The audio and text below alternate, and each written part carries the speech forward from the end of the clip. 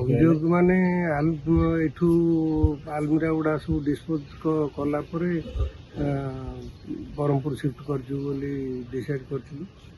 ତାପରେ ଝିଅ OLSରେ ଇଏ କଲା, ସିଏ ବିଶ୍ୱାସ ଜନ୍ମେଇବା ପାଇଁ ବୋଲି ପ୍ରଥମେ ଟଙ୍କାଟେ ଦେଲା, ଦେଇକି ତାପରେ ଲୁଟି ନେଇକି ଚାଲିଲା।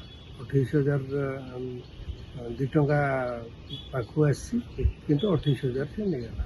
ଟୋଟାଲ ହେଲା 27,998 ଟଙ୍କା। କେମିତି କ'ଣ ନେଲା? କେମିତି କ'ଣ ନେଲା ସାର୍? ସେ କହିଲା ଆପଣଙ୍କର ଏଇଟା ଇଏ ହେଇନି, ଫେର ଆଉ ଥରେ କରନ୍ତୁ, ଆମର ଏଇଟା ଟ୍ରାଞ୍ଜାକ୍ସନ୍ ହେଇନି, ଏମିତି କହିକି ଲୁଟିକି ନେଇଗଲା OLS। କିନ୍ତୁ ଆଗରୁ ଯେଉଁ ମାନୁଆଲି ସବୁ ହେଉଥିଲା, ୟା ଏ ଯେଉଁ କମ୍ପ୍ୟୁଟରାଇଜ୍ ଅନଲାଇନ୍ ନେଇଯିବା ଫଳରେ ସବୁ ବହୁତ ଲୋକ ଅସୁବିଧାରେ ପଡ଼ୁଛନ୍ତି।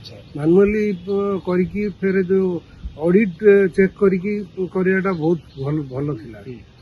ସାର୍ OLX ଜିନିଷ କିଣିବା ଜିନିଷ ବିକିବା ସହଜ ହେଉଛି କି ଆଜିକା ଦିନ? ଶୁଣନ୍ତୁ, ସହଜ କି କଷ୍ଟ, ଯଦି ଲୋକ ପ୍ରପର ଲୋକ ଯଦି କଲେ ତାହେଲେ ଆମେ ସହଜ ବୋଲି ଧରିବା, କିନ୍ତୁ ଲୋକ ତ ଲୋକଙ୍କ ଚରିତ୍ର ଠିକ୍, ଆଉ ସେମାନେ ତ ଲୁଟିବା ପାଇଁ ବୋଲି ଦେଖୁ, ସେଥିଲାଗି ଏଇ ଟୋଟାଲି ଏଗୁଡ଼ାକ ସବୁ ବନ୍ଦ କରିଦେବା। OLX ସାଇବର ଠକମାନେ ଆକ୍ଟିଭ ଅଛନ୍ତି। ହଁ ସାର୍ ଗୋଟେ କଥା ହେଲା, 2 ଟଙ୍କା ଦେଇକି 28,000 ନେଇଗଲେ, କଣ କହିବେ, କେମିତି ଦେଖୁଛନ୍ତି ଏବେ? 12,000 ଟଙ୍କା ଗୋଟେ ଆଲମିରା ପିଛା ସେ କଲା, କରିକି ଦିଥରରେ ଇଏ 3 ଥରରେ କରିକି ପଇସା ନେଇଗଲା 28,000। 2 ଟଙ୍କା ଦେଇଛି। ସେ ଓଡ଼ିଆ କଥା କହୁଥିଲା? ନାଇଁ, ହିନ୍ଦୀରେ।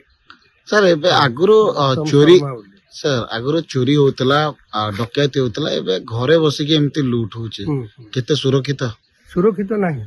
ସୁରକ୍ଷିତ ଆଗରୁ ଯେଉଁ ବ୍ୟାଙ୍କରେ ଚାଲିଥିଲା ଟ୍ରାଞ୍ଜାକ୍ସନ୍ ବହୁତ ଭଲ ଥିଲା, ମାନୁଆଲଟା ଭଲ, ଲୋକ କ୍ୟୁରେ ଜଗୁଥିଲେ। କିନ୍ତୁ ଏ ଯେଉଁ ହେଇଯିବା ଏସବୁ ହେଇଯିବା ପରେ, ଅନଲାଇନ୍ ATM ଫେଟିଏମ୍ ହେଲା ପରେ ATMରୁ ବି ଠକାମି ହେଇଯାଉଛି। ସାଇବର ଥାନା ଆସିଥିଲେ, କଣ କହିଲେ? ହଁ, ସେ ଆଉ ସପ୍ତାହଟେ ଲାଗିବ, ଲାଗୁଛି ପଇସା ମିଳିବ। ପଇସା ଆଶା ରଖିଛୁ, ତ ମିଳିବ କି ନ ମିଳିବ ସେଇଟା ଉପର ଭଗବାନ ହିଁ କହିପାରିବେ, ଠାକୁର ହିଁ କହିପାରିବେ।